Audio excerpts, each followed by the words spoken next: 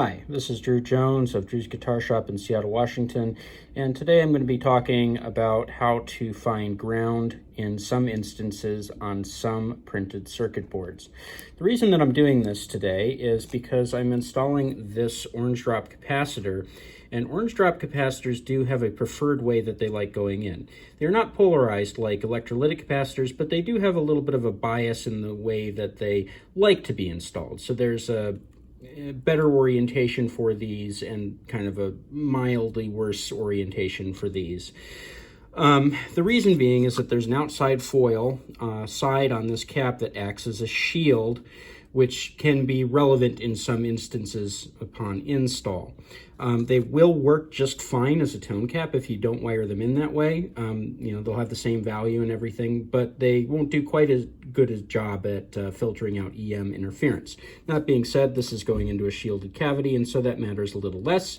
But that being said, I am a professional shop, and so I want to install this thing properly. Somebody might rip out this shielding at some point. Who knows? We don't know what the future holds for this thing. Now, these printed circuit boards are really not my favorite thing to see inside instruments, just because this is much harder to suss out when there's something wrong. There's a lot of components here. They're very small. They're very close together.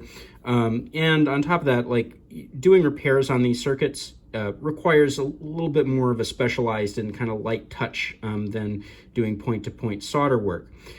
These boards are delicate, they burn easily, and if you aren't used to working on them, you can damage them. It's also kind of hard to suss out where everything goes. So I know that this is the tone cap by having sussed out this instrument before, but I need to figure out where the ground is. And what we're going to do is we're going to look at how these things are assembled. So what this is basically kind of a replacement for point-to-point wires. So when you see a little tiny light green line like that, that's actually you could think of it as a wire. It's a printed piece of metal that runs underneath this protective green coating that basically takes the place of a wire. So where you see this solder joint here, that would connect to that little run there, and this solder joint here would likely connect to this big plate that you see here. The lighter areas are areas that have metal underneath them, and the darker areas are areas that don't have metal underneath them, which is why you only see the solder joints in areas where there is that light area underneath. Now, one of these sides that this cap is going to be the ground side, and the other side is going to be kind of more of a hot side. I know that because that's how tone caps work. They bleed off frequencies to ground and act as a filter for that. So basically what we're going to do is we see this side up here, which is going to be a little harder to suss out, but we also see this side here that has a wire going right to it. And because we see that this whole patch over here is one big metal thing, I am going to go ahead and see where this wire goes. So this wire is black and red. We see that it goes here. It's gathered up into that little zip tie here, and we can follow it all the way down until we get to here. And right here, it is engaged with a shield, which is definitely going to be a thing that goes to ground. The shield in a guitar is always going to be grounded. And so if you see something like this that's connected to either shielding or the back of a potentiometer, it's a very good bet that is going to ground. And so that's going to be the ground side of the circuit.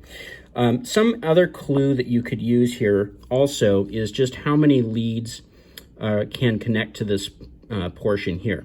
Generally speaking, if something is a hot connection, it's going to run from point A to point B, as in it's going to run from the switch to the volume pot or whatever. It has a purpose. It's running from one component that does one thing to another component that does another thing.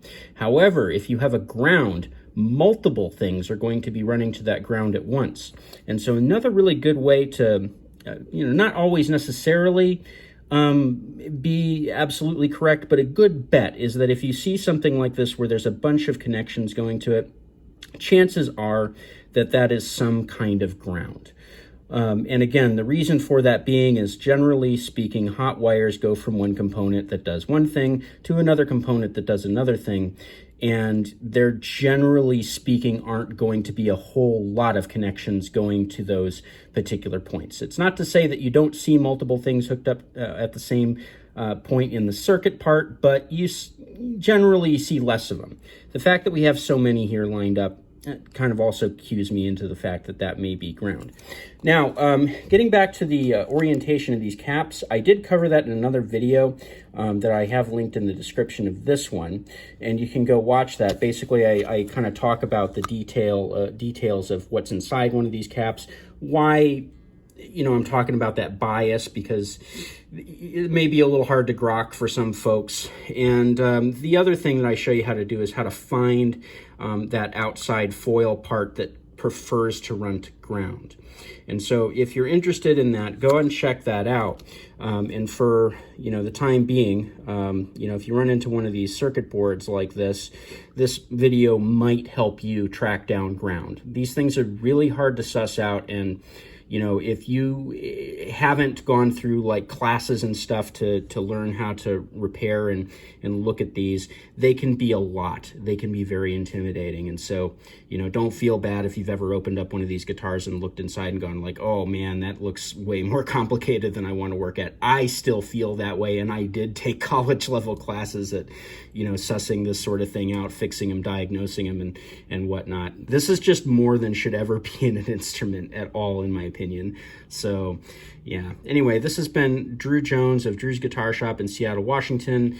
If you like this video, please, you know, like, subscribe, all that good stuff, and link it around to your friends. That always helps me out. If you liked it enough to drop me a tip, there's a link to my Ko-Fi and my Patreon in the description of the video, as well as a link to my Reverb page where I sell some stuff, and a link to my website where I have all kinds of info, like my contact info, pricing info, and also a page that I wrote on caring for stringed instruments, and a newly written page of basically everything you could possibly want to know about fretwork. I do have plans in the future to add another page that might be in my Patreon regarding different specialized guitar wiring tricks too.